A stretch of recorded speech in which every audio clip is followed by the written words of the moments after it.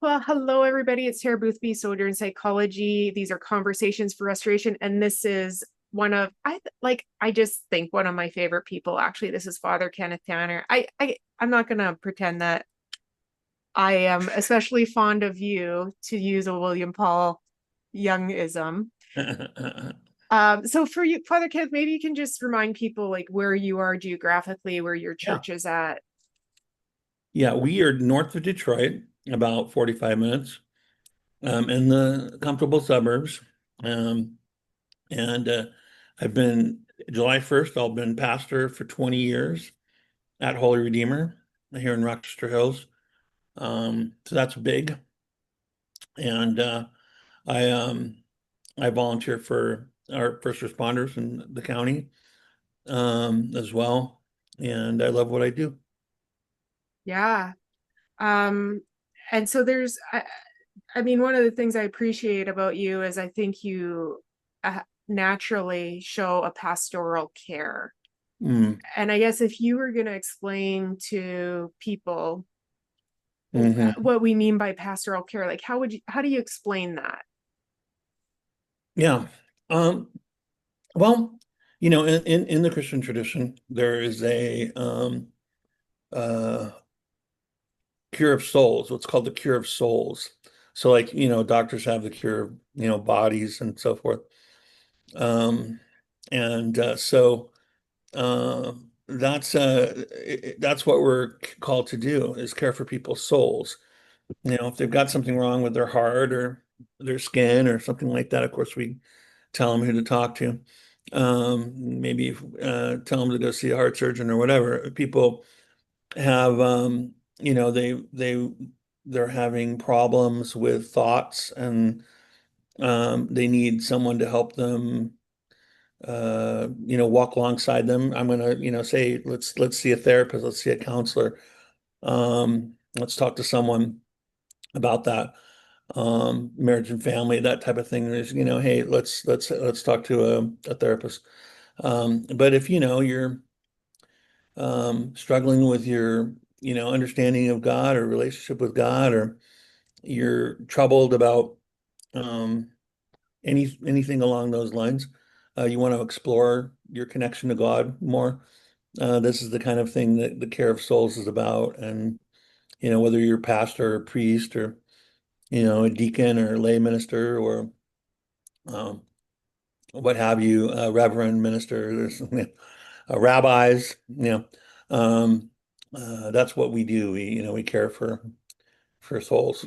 Hmm. And that's important, I guess, too, because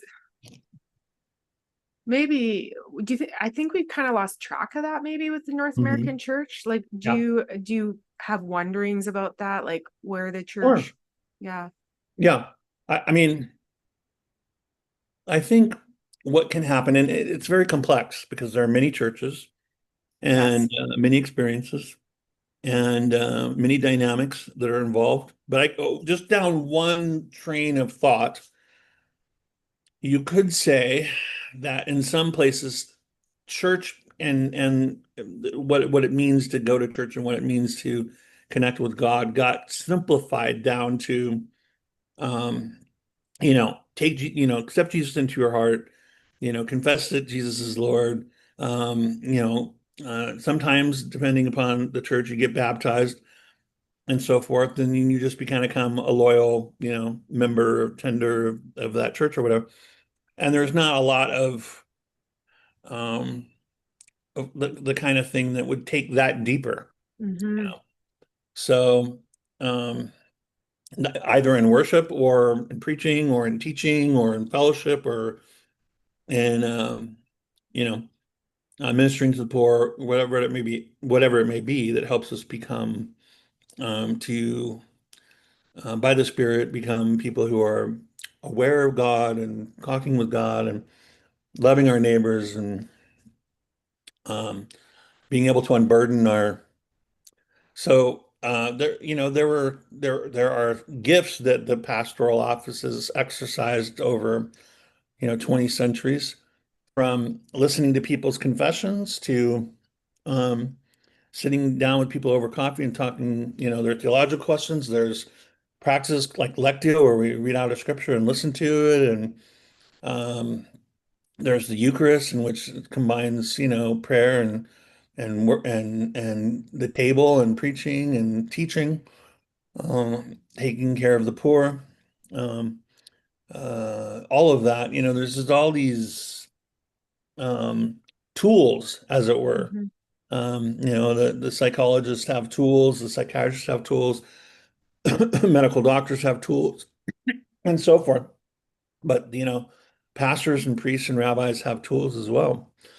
Yeah. And they're more or less aimed at, um, helping people deal with their connection to God, their perceived lack of connection to God, their how they feel about how they're thinking or how they're acting or how they're um, what they're believing, you know. Hmm. And that's the work of the care of souls. And obviously it gets into crisis situations, breakups in relationships, and problems with drug addiction, and problems with losing faith, drowning, accidental drownings, or Yeah. you know, um, the kind of things that happen. People take their own life, and it also involves very serious matters, as well, Yeah. in terms of, what does it mean to be there for people and deep trauma. Um, so priests wear a lot of hats. Pastors, Yeah. reverends, ministers, rabbis, wear a lot of hats. They're in the center of weddings and funerals and dedications and baptisms and infant baptisms, and so many tools and so many tasks. Hmm. I think too, you're nodding at something here too, like with like the tools of I'm just gonna say like pastor, the Hmm. tool of the pastor, use that as an umbrella for all these different types of Yeah. soul Gifting. carers. Yeah. But there's the sacraments, the liturgy, these things are part of the tools. And so Yeah. in some of our North American church experience, this oversimplifying, or not necessarily viewing the sacraments as negotiable Yeah, has really not everyone does that, and not everyone no. has a weekly Eucharist. Not everyone can goes to a church where they could go and Yeah. uh, unburden themselves of whatever it is that they're, in confession, because the polity of the church or whatever isn't set up where confidentiality is guaranteed and whatever is Yeah. shared. In our tradition, that is the case. And so, and then there's, all kinds of, like, even traditions that, the Orthodox have, the Catholics have, Baptists have, Anglicans have, Mennonites have, that, Christians of other cultures can discover and utilize with integrity. But also, even within these traditions, things get neglected. Like, Hmm. for a long time, lay people weren't doing Lectio practices, in the Catholic Church, for instance. Now there's all kinds of, Lectio groups, and people are listening to scripture and sitting around and talking about what they're hearing and so forth and so on. Ignatian exercises and so forth. These things kind of wax and wane, and everybody's Yeah. in Ignatian exercises now. And it's just there's an infinite variety of people Yeah. with an infinite variety of needs, and an infinite variety of perspectives, and so having is it's just like there are so many parallels to this with being like an internist, or a medical doctor who has lots of different expertise across a field. The more of these things that you've had experience practicing, or Hmm. that you bring into your practice, can be beneficial to people. Yeah. And then it's like the neglect. So part of then too, it's like sometimes like the leader of the church, the father, the pastor, whatever, is a person. And so in the a person's own humanity, they might neglect some of the tools or just forget the importance of something.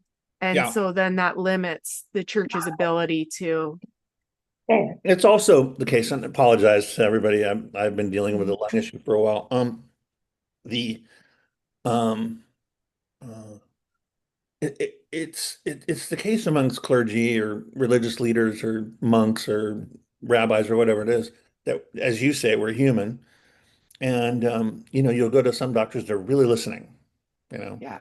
and they're very aware and they're awake and they're engaged in what they're doing, and they also themselves have passion for their art and what it is they're doing, and they'd spend time studying and staying on top of this or that other thing. And you go to them and you just feel like, wow, somebody really Yeah. getting, taken care of. Somebody that gets at something for 10, 15 years, they get bored with it, or they're struggling with their own something in their own personal life or whatever, they lose passion. They stop being curious, they stop listening. You know what I mean? It can be a very different experience. If they've got personal issues that they need to deal with, and that's sort of gotten to this, front of their, the way that they kind of have they present themselves, because they really need to themselves be seeing, Yeah. counselors or whatever. It affects their ability to minister effectively, Uh, Hmm. so, I certainly was in a place like that about 3 years ago during the middle of the pandemic, 3 years ago during the middle pandemic, and struggling with, the church that had, really lost a lot of, members as, everybody experienced, and loss of connections and loss of, people that you'd known for 10 years and all these kind of things.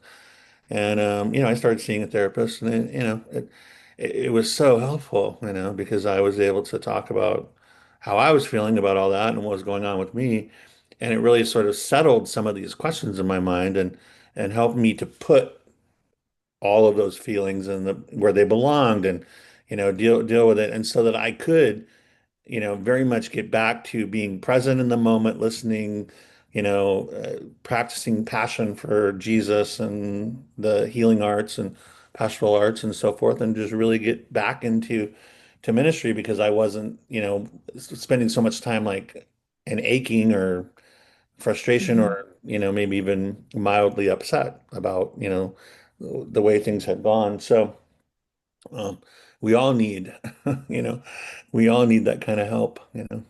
Yeah, and I think, I mean, too, so there's a few things I was thinking, but honoring that it's hard to ask for help, especially the further into leadership one finds themselves, it's so hard to ask for help. I also think, like, as a psychologist, it's such an honor when clergy come in, and it's also really intimidating. And it's also usually the clergy come in and it's just like, I just need to like dump, because it's not Yes. necessarily about, I usually am not like finding a solution for somebody Yeah. who's in clergy. It's more of like, Yeah. holy, you just needed to spill, you know. Yes, indeed. And I was fortunate. I didn't know this. I went to a Bowen Systems guy, Awesome. and that was recommended to me by someone, Family Systems, some people call it. And it's they started studying cell theory, and then they got into how that might apply to human beings and so forth and so on. And I didn't know this going to him, but he was a minister for 20 years. And I found that out down the road, and that made a huge difference. He was ministering for 20 years, and he went to U of M, got his degree in counseling, and he'd been counseling for 25 years by the time I ran into. So he had 20 years of ministry experience as a background, as part of his clinical practice.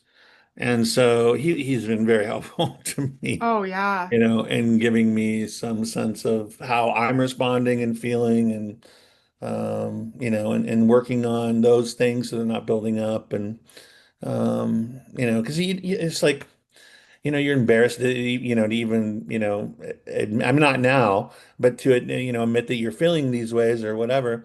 And what the problem, of course, is that your embarrassment's not helping because you need to, get help. And, you need to say, what's Mhm. going on in order to get back to, you know, the thing that you're really passionate about, whatever it is. Uh, Yeah. so, yeah. Yeah, and in my world, we call it like our self-therapist. So like really doing our own work and being able to like connect in so that Yeah. I can move into relationships with clients. But that is so true in your world too, of like I need to be embodied, Yeah. and I we're so disembodied, and the more people are in leadership, the more we can just get really stuck in our head. Mhm. Um, but it is really neat too how naturally when we ask for help, lots of times we end up landing in such a great Yeah. relationship where we can see why this is the person Mm. that was meant to help me. 100%. That's what Yeah. happened with me. Yeah. And then you know what I was thinking about too when you're talking before is the strange problem with the church is like with therapists, when I do informed consent, I'm like, if this doesn't feel like the right relationship for you, you just let me know and I'll refer you on. Yeah. But it's not that easy with church. Like if the Yeah. pastor doesn't suit you, that's a harder problem. Yeah. But not everybody's going to be in a church where their pastor is the guy or gal that Yeah. they feel Right. synergy. Yeah. Yeah. Yeah. So, we've got therapists in our congregation, but they don't see anybody that goes to the church, man. Yeah. Yeah. So, that's healthy too. And so we refer just like you would, anything. And yeah, so uh But what do you think? Like, so if somebody, because like with me, if they don't click with me, I'm like, I can refer you on. But yeah. if a person, I don't know, I just didn't ever think that a person in church could actually think, do I like this person that's in charge of my congregation? But actually, that's a really fine question. Yes, it is. Um the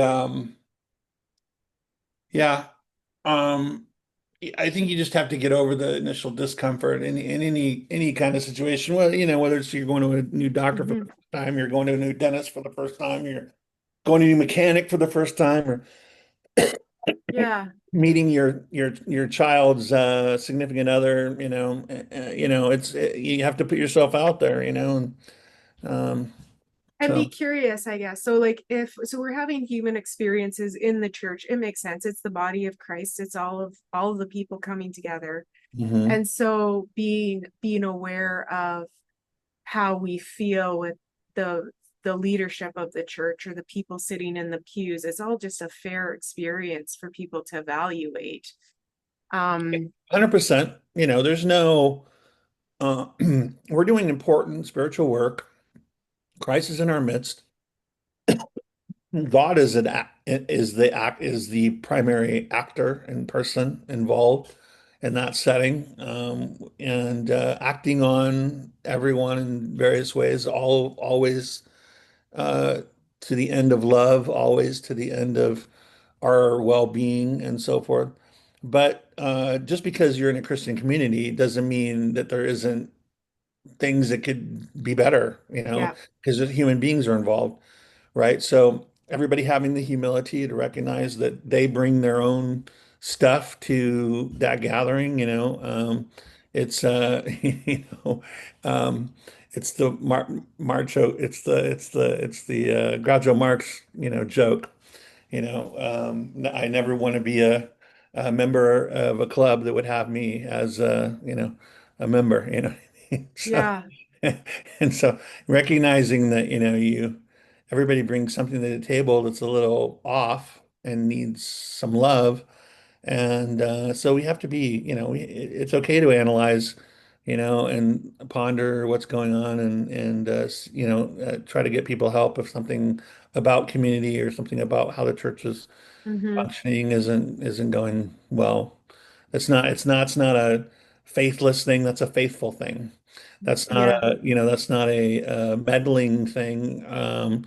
It's a seeking the good, thing. I suppose it can be, a kind of gossipy meddling thing, but generally speaking, I think most people just want things to be well, and so I think everybody having humility and Yeah. uh, moving Yeah. towards healing. Yeah. And me being aware of me for my to understand myself better so that I Yeah. can be better in relationships is Yeah. different than being annoyed with Yeah. whomever Yeah. Yeah. I Yeah. want to just be annoyed We're with. always going to be, I mean, we're always going to be annoyed with someone. And I would say that, if you're at a church where no one annoys you and no one is saying anything that you disagree with and no one is bringing Hmm. up, it feels, I mean, I think it's vital right now in both Canada and in the United States to have Christian communities where progressives and conservatives can be in the same sanctuary together, um, because they're gathered around the person of Jesus, the mission of the gospel Yeah. message. And we might have, significant disagreements about public policy or foreign policy or economic policy or whatever the case may be. And, that takes a back seat to our connection to Jesus Christ. And there are people within these communities that, I always enjoy it's the people that, like somebody was saying, they pulled up to the church and there was this car with all these political bumper stickers all over it, right in front of the church, and as young people, it kind of made them think, oh, do we want to go in here? What's this about? And so forth and so on. But they were curious enough to step into the space and realized that it wasn't a rah-rah for any particular political thing. It was just one of the people who goes there happens to have strong political opinions, and that they want plastered all over their car. And it's just, had a couple of moments where I've wanted to say, maybe you shouldn't bring that car. Don't park it right in front of the church and stuff like this. And then I think, well, then that puts them on the spot, and that's not what, this isn't what we're about. You just hope that everybody is able to Yeah. see through whatever, you know, revulsions they might have to what they're seeing on the car and step into the space. But I think it's vital that in this moment that that an evidence of Christian community, Yeah. where it's that Jesus is truly the center, is that you don't all think the Yeah. same and you don't all look the same. And you don't all, that there's people. I mean, I think part of Christian church is about people that rub you the wrong way and Yeah. still going to church. Well, and decentering some of the things that like they're the lies that we've believed about the church or the Bible or some of these things where Yeah. even the old sort of belief that we should be 100% on the same page with everybody in the church or that we Yeah. should look perfect. Right. And so your joke, the joke you share about like, I don't want to the belong to any club that I should be a part of or whatever, Right. it's just Yeah, this I don't thing. want to belong to a club that I'm the president of, or Yeah. something. And yet, Because I'm so messed up, that wouldn't be a good idea. but that's the better truth that people are starting to encounter now is like the church, we're not going to be 100% on the same page. Sure. And nobody's good enough to be perfect. No. No one's good enough to be perfect. That is a great line. Hmm. Yeah. Yeah. And that's caused a lot of damage, I think, because Yeah, there's a for lot sure. of misunderstanding that we Yeah. need to be perfect in order to go to church. Yeah, no, we don't. No, I mean, churches is a place for imperfect people because the moment I show up, it's not perfect anymore, right? So, none of us are. And but the kind of ability to, like, for instance, we have a number of um alcoholics at Redeemer, and they'll say, they feel more open, right, to share in spaces of, AA meetings and this kind of thing, than they do at church. Not because Holy Redeemer is a, gossip factory or a judgmental or whatever, but it's like you get in that space and you're just being so raw and open and everybody's talking, everybody's saying exactly what is going on with them and so forth. And then they get to church and they think they've got to put on the protective gear and stuff like that. And you just have to kind of work through that, you work through that. But I think that all churches should feel that same way. They should feel like it's a place where I could walk in and tell people exactly what's going on with me, and everybody would just gather around and start, speaking Yeah. words of encouragement and telling that we're here for you and we love you and thanks for trusting us with this and we're going to help you get through this and so forth and so on. You know, um, that's a church. That's a church. If that's happening, that's a sign of the church. Along with, reading the scripture and saying our prayers about the world and praying outside of ourselves and getting our minds on the bigger picture and taking the Eucharist and singing, which is so vital, and fellowship. So, Hmm. yeah, I think the fellowship is such a key piece. Like all so much of it's the community, the yeah, church is the community. yeah. And I think when I really through the open table conference, how we know each other, and I just really embodied that I am included. Oh, for sure. And that changed everything for me. So now when I go to mass or I go to a church service, whether that's my home church or not, I'm in the body of Christ in that Yes, experience. yes, So then I yes. can be 100%. friendly to people. I'm not worried about if they want to talk to me or not because I don't care anymore. I'm like, I'm included, baby, and so are you. That changes everything. Yeah. Yeah. Yeah, yeah. It's and I think what we have to do is recognize as best we can the people who are struggling with that Hmm. and make sure that they know that they are all the way on the inside. And it's something you have to work at because people get to know people and they kind of become like this is the people they want to talk to and those that hang out and Yeah. like we dismiss at Holy Redeemer. And I can predict to you like what those pews are going to look like, 5 minutes later. They'll be the same, there's about 10 circles of people, and you can always tell which of those people are going to be in that circle talking to each other. And it's so you have to find the people that don't have some kind of connection and make sure that they know, hey, just because this looks like because these people just gotten to know each other over years and they probably went out to dinner together Saturday night and they've been texting each other all week or whatever. But this doesn't mean that you're not, we want you to, feel that you are as, and so Yeah. we have to, talk to the congregation and say, hey, look, this can happen. And new people that are coming in feel no connection to what's going on. Also, I'm always talking about, apostolic teaching and prayers and the breaking the bread, which is Acts 2 and the fellowship, koinonia. But koinonia is I think it has a very specific um, indication for the church, which is, fellowship with the poor. Mm. So, it's just, it literally is about extending the borders of the community out to the marginalized and say, um, Yeah. these people are also at the center of who and what we are. Because it's not just like, oh, let's have a potluck supper, you know what I mean? Or, let's have a literary club for the women or whatever it is. That's fellowship. It's great.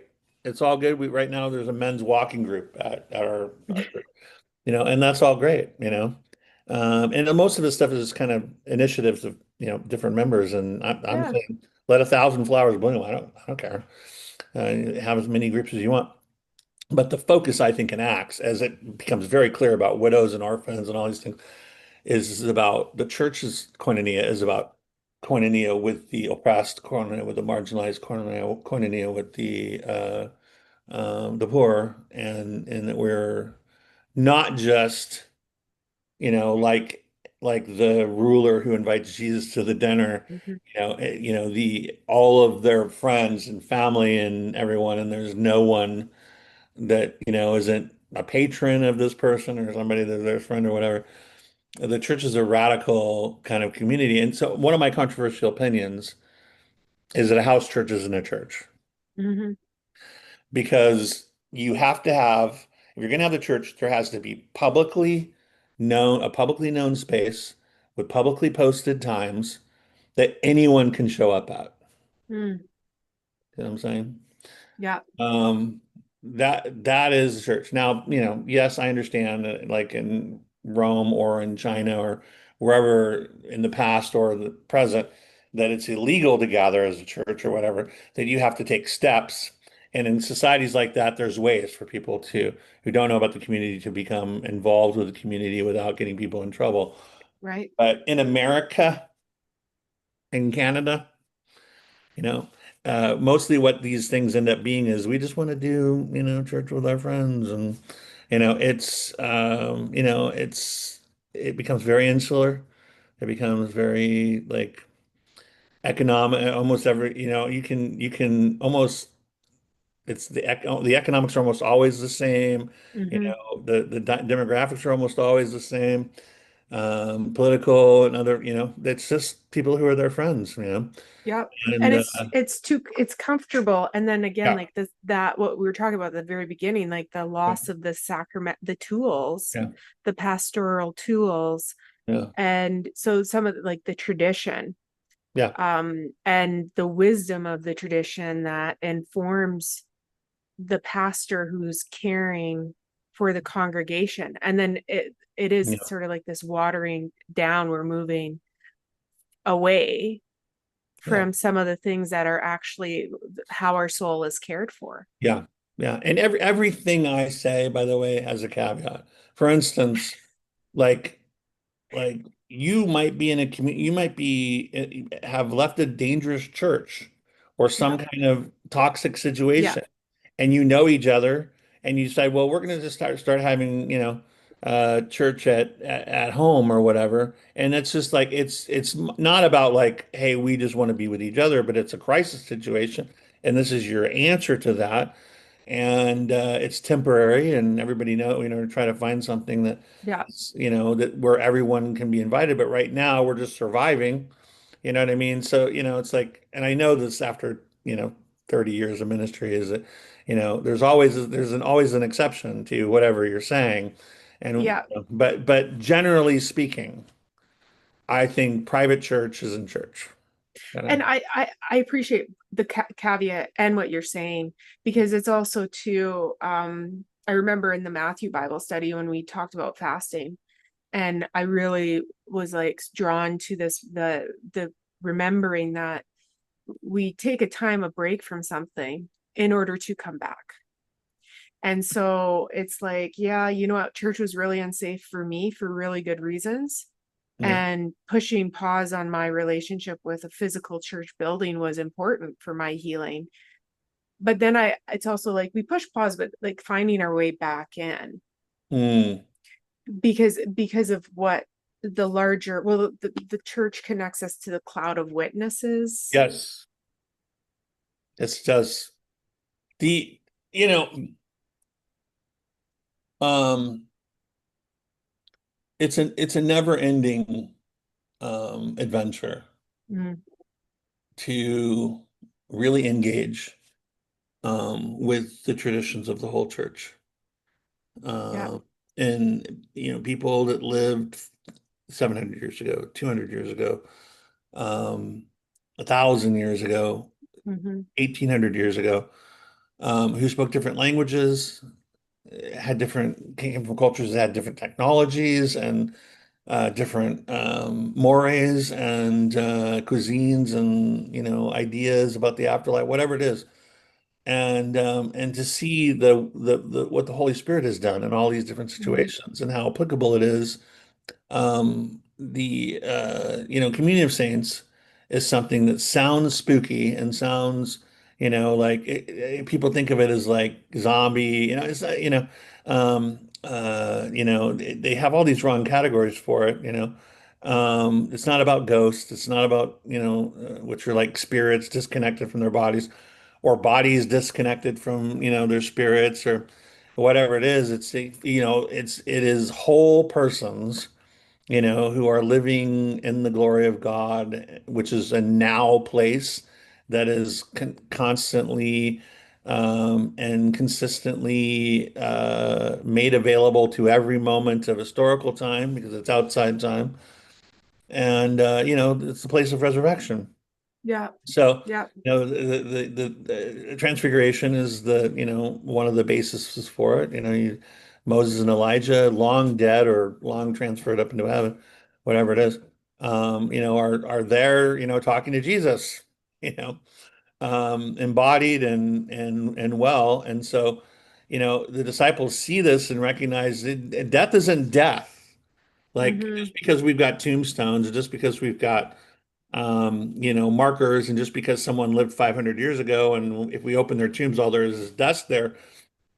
There is a reality that is beyond all of that, in which people are made whole again, Mm-hmm. embodied in ways that we don't completely understand, and transfigured, and we don't know everything there is to know about it.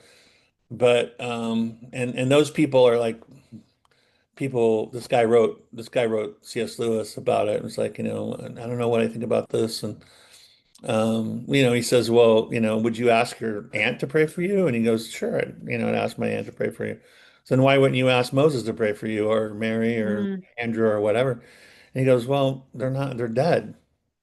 And he's like, then there's a fundamental thing you don't understand about our tradition and about our faith and our trust. Yeah. And that is that they are not dead. You go back to Moses in the burning bush, I'm the God of Abraham, the God of Isaac, and the God of Jacob. He addresses himself as these people who in Moses' time are long dead. And then 1300 years later, Jesus walking around and talking to the rabbis, and he says, remember this thing with Moses and the burning bush? And he says, he's the God of Abraham, Isaac, and Jacob. And then Jesus added the line, he's not the God of the dead, he's the God of the living. Yes. So even in Moses' moment, and then way up here with the disciples and Jesus on Tabor, even in Jesus' moment, in Moses' moment, Abraham and Isaac and Jacob are with God, living Yeah. beyond the confines of time and space. And so that's what communion of saints means. And yes, we believe and trust that when we gather for the Eucharist, that all the company of heaven, the angels, that we take a journey from the world, this world, without leaving it, to be in union with heaven, and that everyone is gathered. A great sort of very um, artful interpretation of this is in Places of the Heart, a film from the 80s with Sally Field and Hmm. Ed Harris and Danny Glover and others. John Malkovich in that film. Texas, there's all these things that happen, racial hatreds and murders and tornadoes and all these things. There's a story about a town and what happens to all these people in the town. And it ends with a service in the Methodist church where, they're passing around the plate that has the, thimbles of grape juice and the crackers, in the middle that'll break your teeth. And, they're push, passing that around. And the thing you start to notice, and they're singing they're singing one of those great 19th century evangelical, and what a friend we have in Jesus or something like that. And they're passing this, and you notice that everyone who's died in the film are sitting in the pews too, along with the people who are still alive, and they're giving the peace of Christ to each other, including one of the people who had, accidentally murdered someone, and, changing the peace.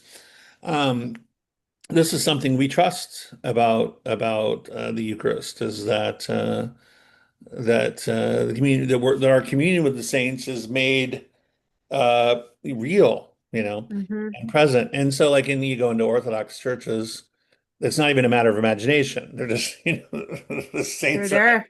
I mean, everywhere. So, if you were in a plain white church, you'd have to use a little bit of imagination. But nevertheless, the our communion with them is real. And anyway, I missed the point. Yeah, I said about C.S. Lewis, like, um, yeah, I made my point with that. It's like, I think people, it's fabulous what you're saying, and what I am thinking while you're saying this is like okay, participating in the sacraments of the church, just finding our way back into the church. yeah, The church is essential to leaning into the mystery. Like the church is really a way that we lean in, and then we're like, what about the cloud of witnesses, community estates? What about these stories? Like, is this literal? Is this yeah, metaphoric? What about the poetry? Um, yes, and all of because the mystery is really something that can naturally gets lost with age anyhow. But the mystery is so vital to us yes, being yeah, embodied yeah, to our soul care. yeah. And it's literally dozens of things like this that we've lost. And understandings, practices, teachings,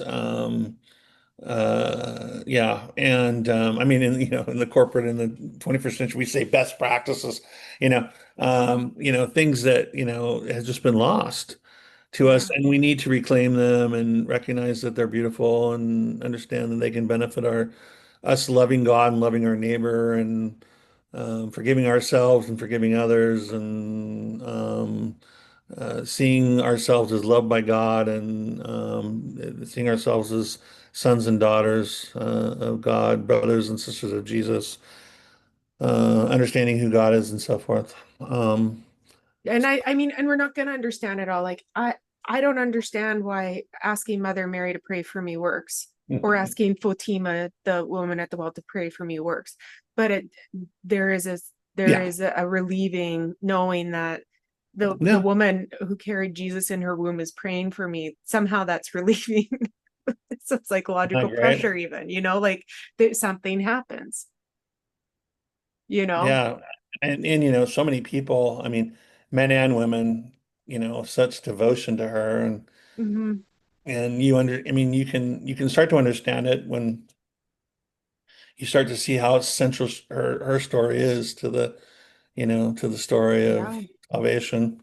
And yeah, it's uh it's quite beautiful. And even, the teaching how, Jesus becomes who Jesus is so Hmm. wrapped up in who she is, and Yeah, and we're allowed to be curious about the saints.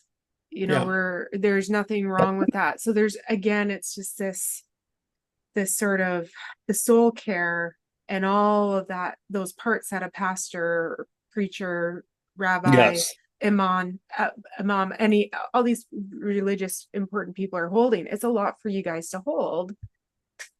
Um, and sometimes you don't get it right for us, and that's some of what people are no, complaining yeah, we about right don't, now. we don't. Yeah. What I've tried to teach young people, men and women who are doing this work, um, that is the best gift that you can give of yourself in any of these situations, whether it's with individuals or with the whole congregation, or with small groups or whatever, or in Mhm. situations of trauma or whatever it is practicing when you're by yourself, practicing being present to the moment, Mm, centering yourself, and not going over the past, not daydreaming about the future, but what's going on right here, right now, yeah. so that when you are with whoever it is, you can listen effectively to that person, which is the most vital thing that anyone can do that's doing the kind of work that we do. And and be silent, and not interrupt and pay attention. But also, also be listening to the spirit and, what is the spirit saying in this situation and what does this person, what does the spirit want you to say to this person in this situation? Instead of, going over the, pat answers in your head about whatever it is that is going on. And sometimes we need that, sometimes we need the pat answer, but a lot of times we just need like this person, we need to pay attention to the person, listen, be silent, and wait for the spirit to, Yeah.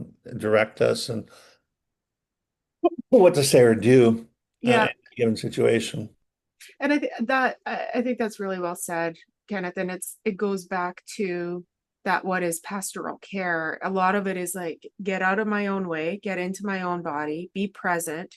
I Yeah, just I just did a class with David Goa on Gregory of Nyssa, and I don't have the direct quote, but Gregory writes about like the water lapping on the shore, and that moment, that presence, and that is really just the presence of the water touching the shore is such a big moment to pay attention to.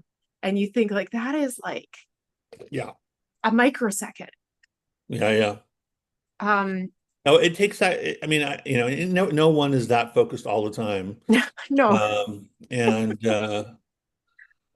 depending upon, what someone's schedule is like or what they're facing or what it is they're dealing with themselves or whatever, all you can do is do your best to yeah, have daily practices that help you get into that space.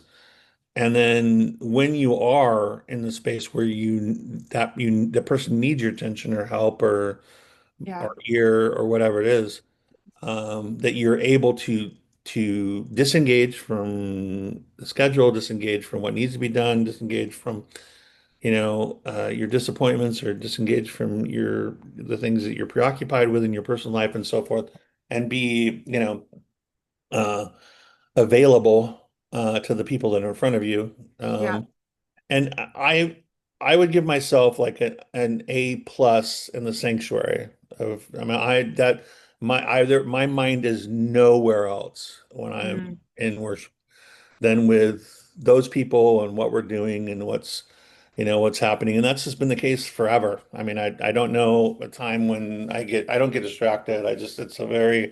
I'm very locked in. yeah, Um, I think one-on-one with people and, especially if there's a serious situation or whatever, I'm good. Generally speaking, I can do what needs to be done to bring the kind of focus that needs to be brought. Um, yeah,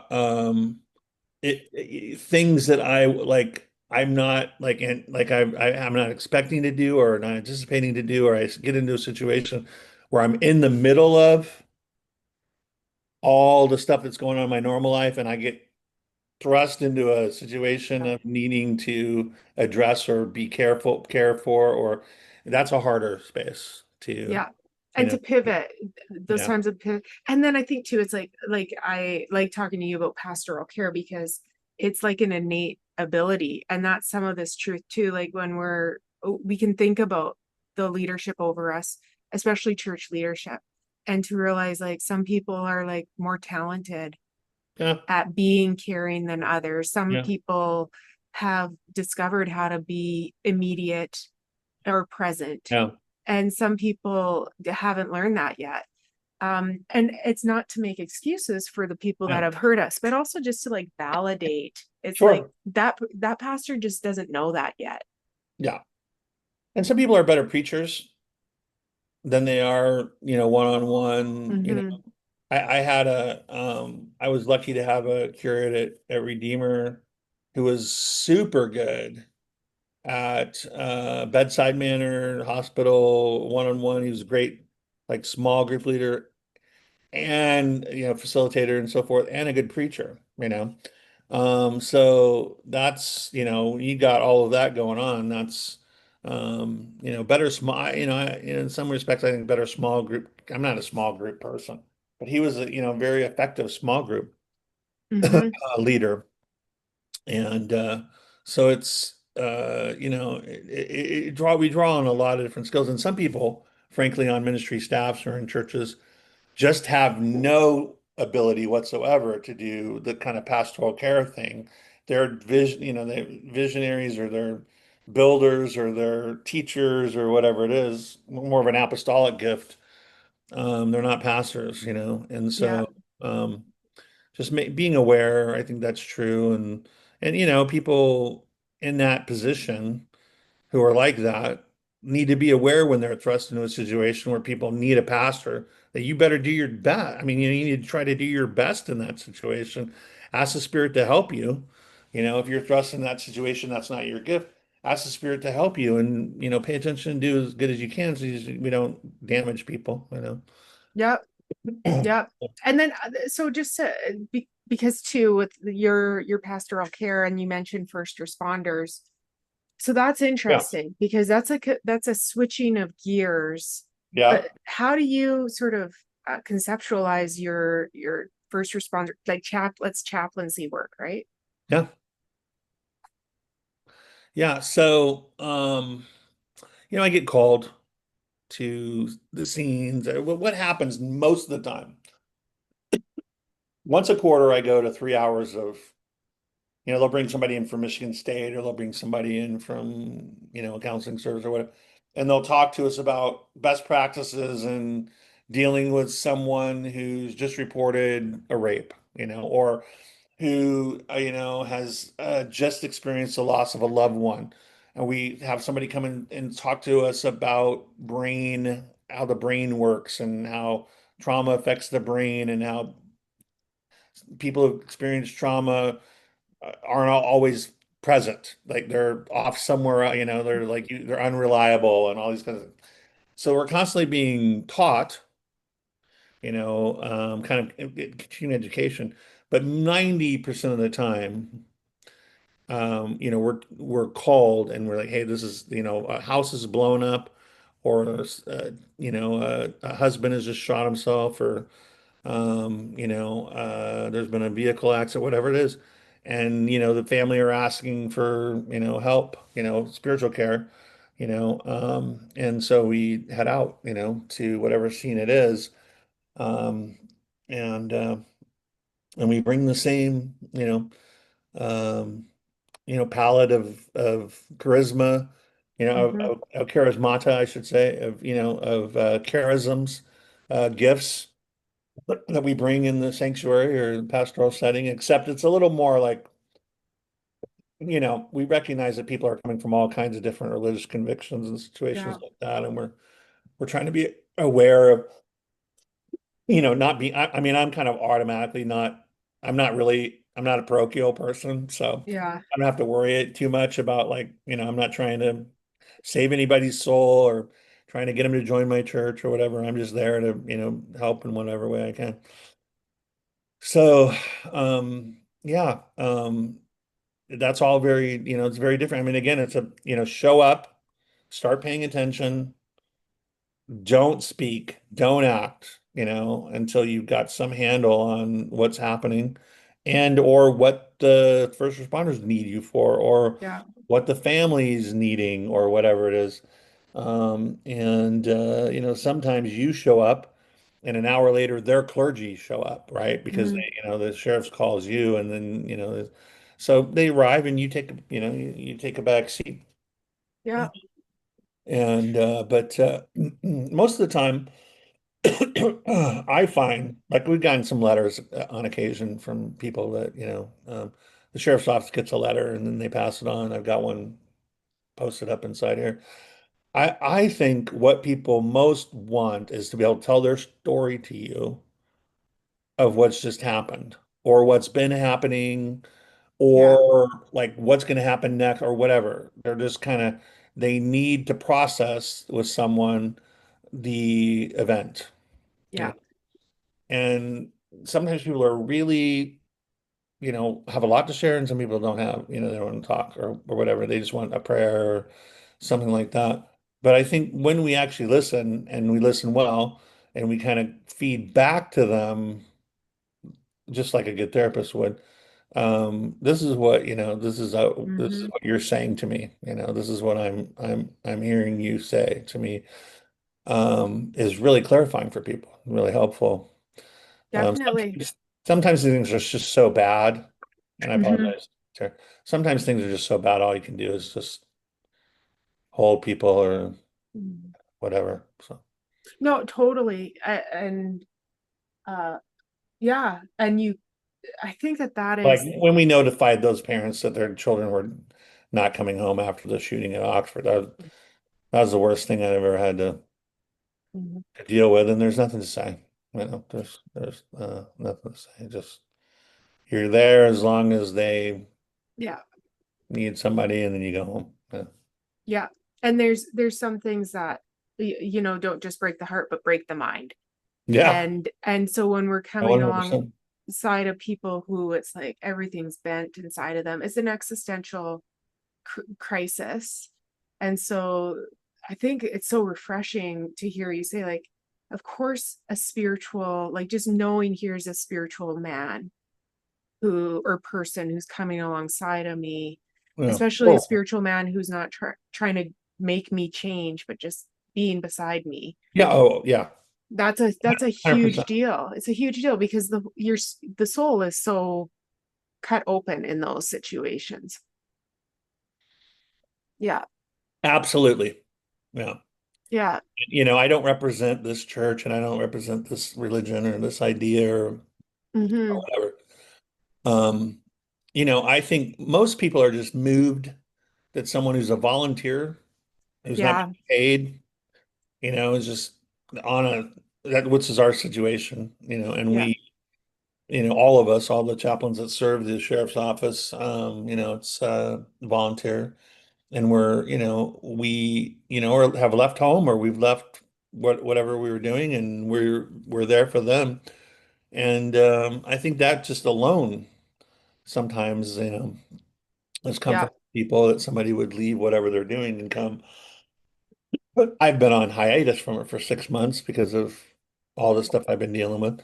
But it's in fact the lieutenant who is in charge of the chaplains is retiring this evening.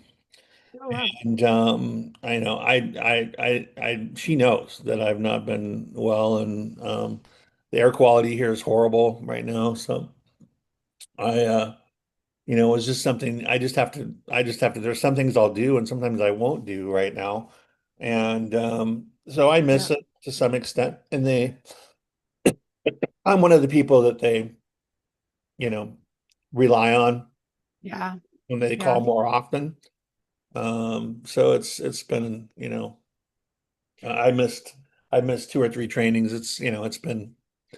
Um, it's been a challenge, but anyway. But it's also a great example, Father Kenneth, of like, again, one of the surprise. I'm always surprised by what comes out in these conversations, but there's this theme of like the sort of physician heal thyself, like that when you're not well, that for you, you're like, I Yep. have to take care of me. Uh, and there's some people in church leadership um forgot that. Some people are just go go go go going all the Yeah. time. um and we can pour from an empty cup. Yeah. Yeah. Yeah. Yeah. um Yeah. okay, so Well, let's sort of like gear into winding things down here. So yeah.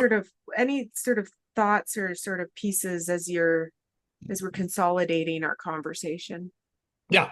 I would say about people who are um kind of trying to reorient themselves to the things they've trusted, when they were children or teenagers or Hmm.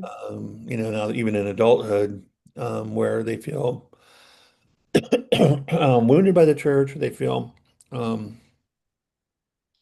disconnection or alienation. And of course, there's all kinds of reasons because, the church is a hot mess. But and that's the first thing we have to, I mean, I think the healthy thing to say is the church is a hot mess. And you get to that point, then people can listen to somebody who's going to be honest about that. But what I want to say is there are so many traditions so much good and so much beauty and so much out there that you could get a hold of and learn about and start grounding yourself in, more authentic teaching, more authentic practices, and start to, if you really are trying to, connect with church again, and you're struggling, and I can understand why anybody would be. There's lots of, Yeah. you go visit a church and literally it's a political rally, or you know, um, you go to a church and feel shamed or whatever. Yeah.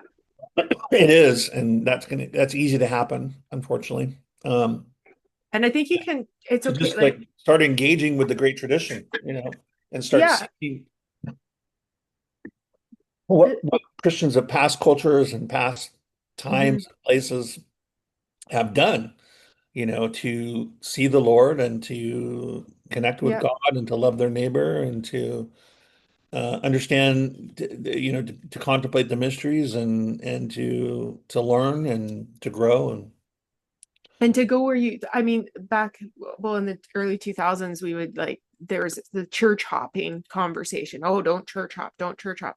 But I think church hop, like check out yeah, a yeah, variety of that's churches. fine. And Especially if if, you're, I mean, you're looking for a place to connect, that's what yeah, you got to do. yeah, check it out. Yeah, And you can try on we can try on all sorts of different types yeah. of churches. And then also too, it's like I had an experience. I went to church. I love the pastor, one of my good friends. I felt my lid was flipped in the service. I felt like a trauma reaction. I'm not going to go to that church. I don't have to go to that church. Yeah.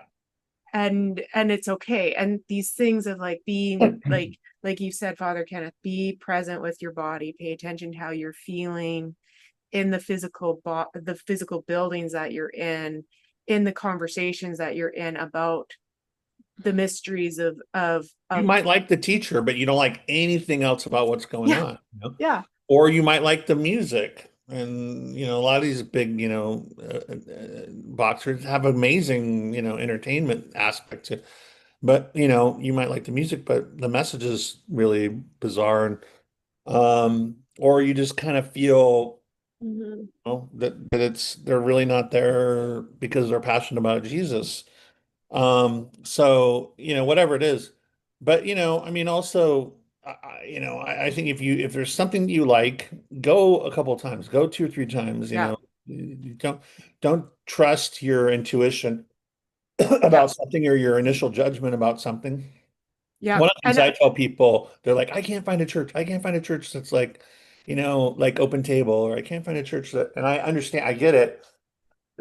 But I think part of it is they want to find a church with their old church culture, right? Of the kind of music that they like and the kind of the yeah, liturgy that they have, which is, a couple slow ones, couple fast ones, this kind of, and in order to find what's happening in places like,